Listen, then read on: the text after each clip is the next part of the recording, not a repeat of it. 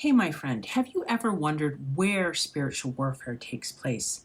Because perhaps you felt a sudden heavy dark cloud roll right into your living room, or overwhelming anxiety hit your mind, and you thought, why is this happening here in my safe space? This can be so confusing because you want to know if you've done something wrong or if this is an active attack on your home front. Well, my friend, take heart, because by the end of today's episode, you'll know the exact locations where the adversary targets your daily life, how to guard the thresholds of your home, and how God turns your dark seasons into a powerful training ground. Stay tuned. Ordinary women, extraordinary faith. When God calls, we say yes. Hello and welcome back to the Arise Women of God podcast. I'm your host, Tamara K. Anderson. Well, my friends, today we're mapping out 4 specific battlegrounds where spiritual warfare takes place. First, the sacred spaces. Why the enemy targets your home and paradise. Second, the battlefield of the mind. How to capture and cast out those negative thoughts and self-talk right here from your mind.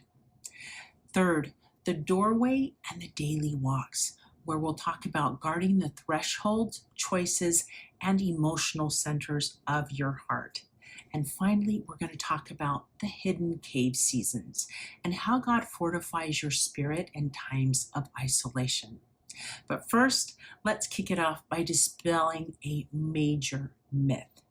Spiritual warfare doesn't just happen in dark, scary, abandoned places, although it can happen there.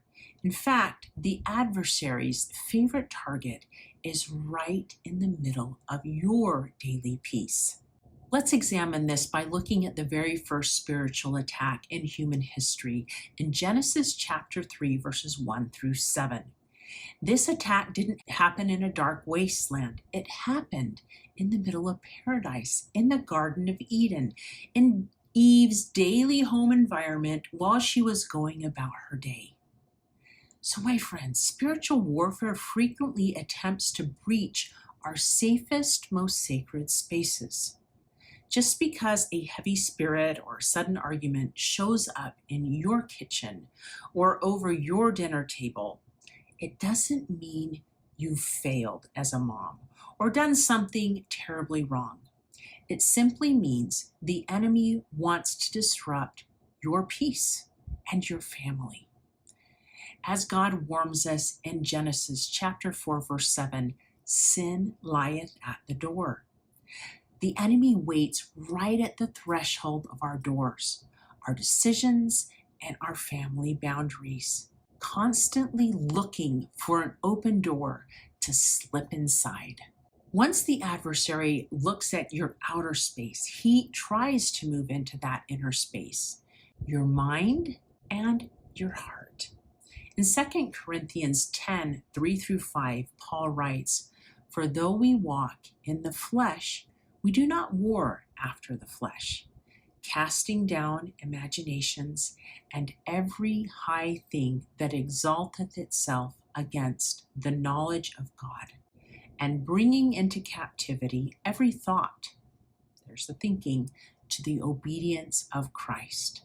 So, my friends, the primary battlefield of spiritual warfare, in my opinion, is usually right between your ears, in your thoughts. Your internal self-talk and your imaginations, as Paul calls it, where the enemy tries to throw subtle lies, shame, and doubt.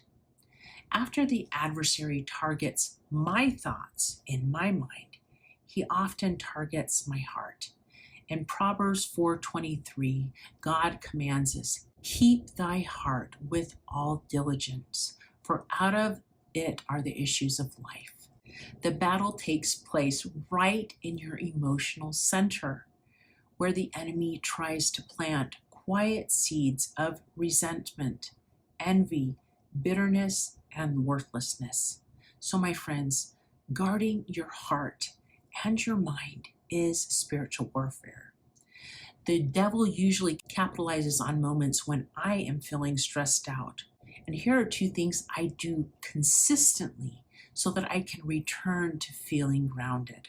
First, I take a couple of deep breaths in through my nose and out through my mouth.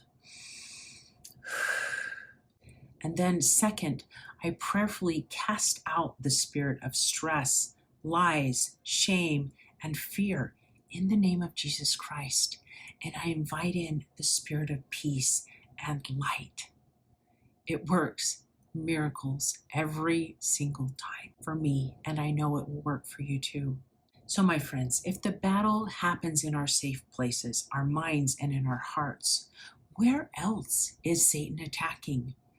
Right in our ordinary physical routines. Peter warns us in 1 Peter 5:8, be sober, be vigilant, because your adversary the devil, as a roaring lion, walketh about, seeking whom he may devour. Oh, my friends, spiritual warfare takes place in your daily walk, perhaps at the grocery store aisle or the school pickup line, your workplace, or the hallway in your home.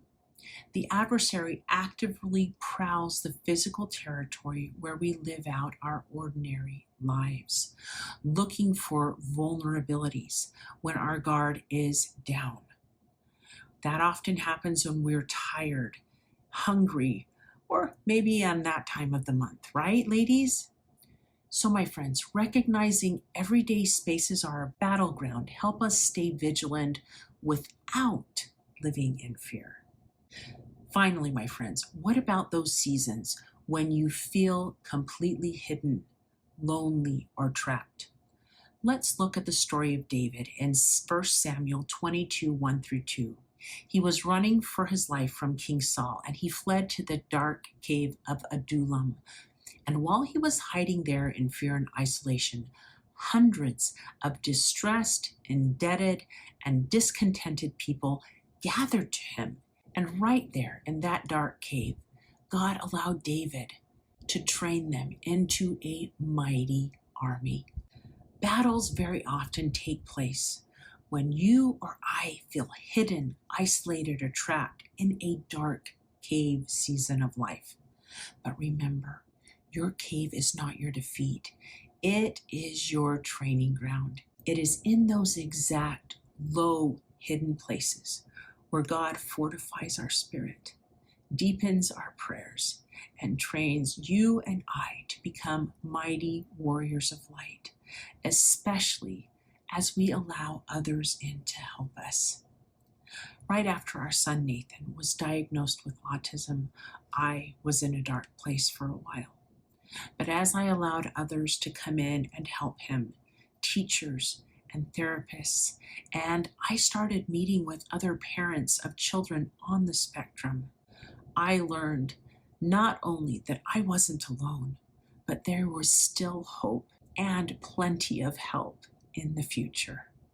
Oh, my friend, now that you know where spiritual warfare takes place in your home, your mind, your heart, and your daily walk, and especially in those cave seasons, you can step boldly into your God-given authority to guard those spaces and to help you secure every threshold of your home and protect your family's heart and mind. We want to put a powerful, practical tool directly into your hand.